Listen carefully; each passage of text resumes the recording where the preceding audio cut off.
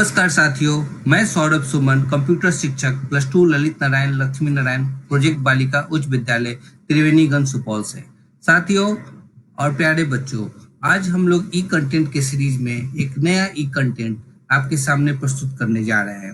ये ई कंटेंट में आप जोड़ और घटाव के नियम को एक कविता के माध्यम से काफी सरल और रोचक तरीके से आप देख पाएंगे। फिर डॉक्टर रश्मि प्रभा मैडम उसे काफी अच्छे से उसकी व्याख्या करेंगी और उसे उस कविता के माध्यम से क्या कहना चाह रही हो बच्ची उसको बताएंगी। इस एनिमेशन में हमारे सहयोगी रहे स्वाति सौरभ मैडम, जिन्होंने इस कविता को एक रूप दिया, सुंदर रूप दिया, और गुनगुन बच्ची ने इसे अपनी मीठी सुरीली आवाज में पढ़ा। तो आइए हम इस रोचक कविता को सुनते हैं और एनिमेशन के द्वारा एंजॉय करते हैं और फिर जोड़ घटाव सीखते हैं।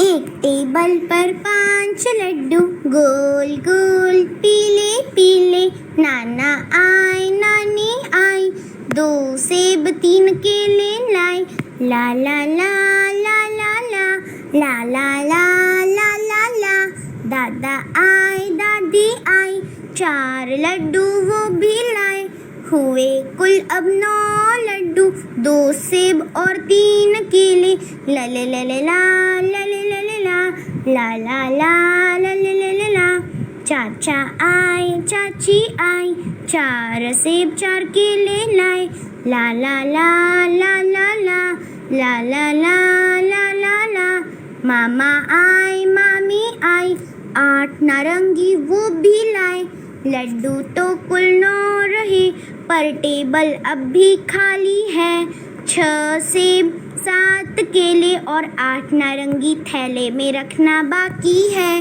ला ला ला ला ला ला ला ला ला ला ला ला ला ला, दौड़ा दौड़ा चिंटू आया, लड्डू देख मन ललचाया, झटपट खाया 2 लड्डू, कम हो गए मेरे 2 लड्डू, मुझे भी अब भूख लगी, मैं 2 नारंगी 1 सेब और 2 केला खाई, अब बताओ आप मुझे मैं कितने फल कितने लड्डू बचा पाई।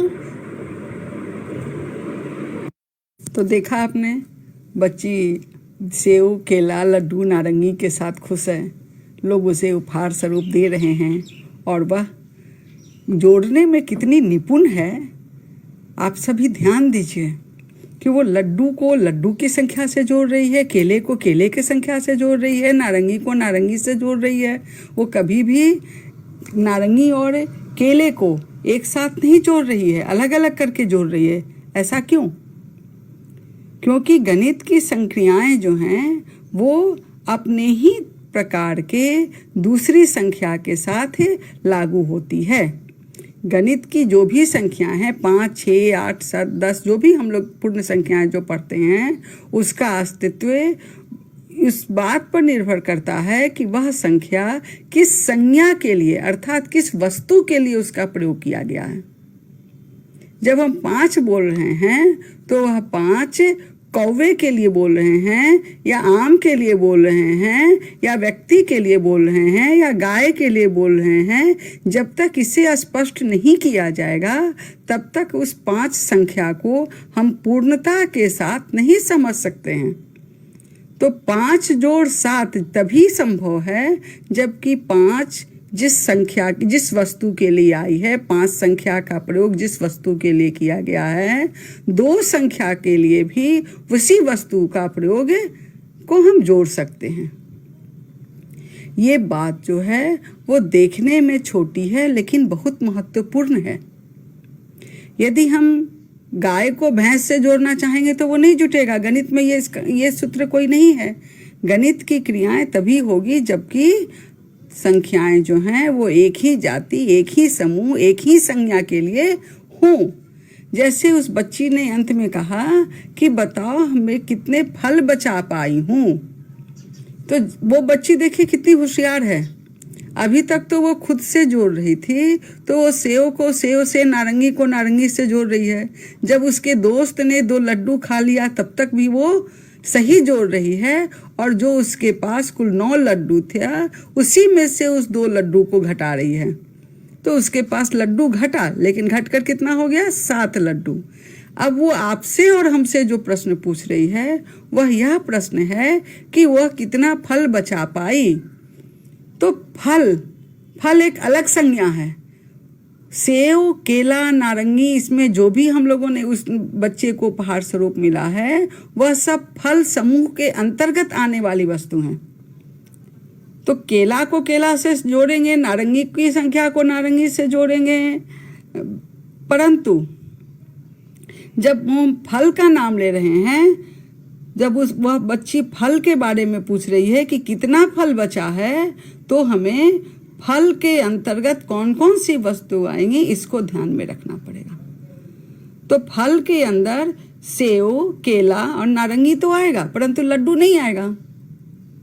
तो बच्ची का जो प्रश्न है उस प्रश्न का जवाब में हम ये कह सकते हैं कि 5 सेव, 5 केले और 6 नारंगी उस बच्ची के पास बची है, तो कुल मिलाकर 16 फल बचे हैं। जब हम फल को अलग अलग तरीके करके उसका नाम लेंगे कि कितने सेव, कितने केले, कितने नारंगी, तो वो बोलेंगे 5 सेव, 5 केले और 6 नारंगी। लेकिन जब बच्ची पूछ रही है कि कितना फल मैं बचा पाई हूँ, तो उसके प्रश्न का जवाब होगा कि कुल मिलाकर 16 फल बचा पाई है, जिसमें से 5 सेव, 5 केले और 6 नारंगी हैं।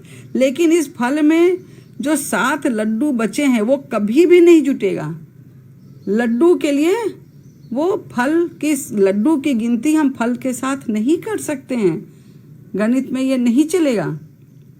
अब ये महत्वपूर्ण बात इसलिए है कि जब हम ऊंचे कक्षा में पहुंचते हैं तो इकाई के परिवर्तन पर ध्यान दिए बिना हम 5 लीटर और 2 मिलीमीटर को जोड़ देते हैं। उदाहरण स्वरूप, यदि आपके विद्यालय से आपके घर की दूरी 1 किलोमीटर 200 मीटर है, तो आप 1 किलोमीटर 200 मीटर आते भी हैं और 1 किलोमीटर 200 मीटर जाते भी हैं। तो प्रतिदिन आप कितना चलते हैं?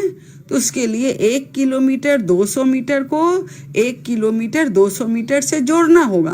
अब 1 किलोमीटर जो है 1 किलोमीटर से जुटेगा और 200 मीटर जो है वो फिर 200 मीटर से जुटेगा। तो कुल दूरी जो है वो 2 किलोमीटर 400 मीटर होगा। लेकिन इसको हम कभी भी ऐसा नहीं जोड़ सकते हैं कि 1 किलोमीटर और 200 मीटर है तो हम उसको 201 बोल दें।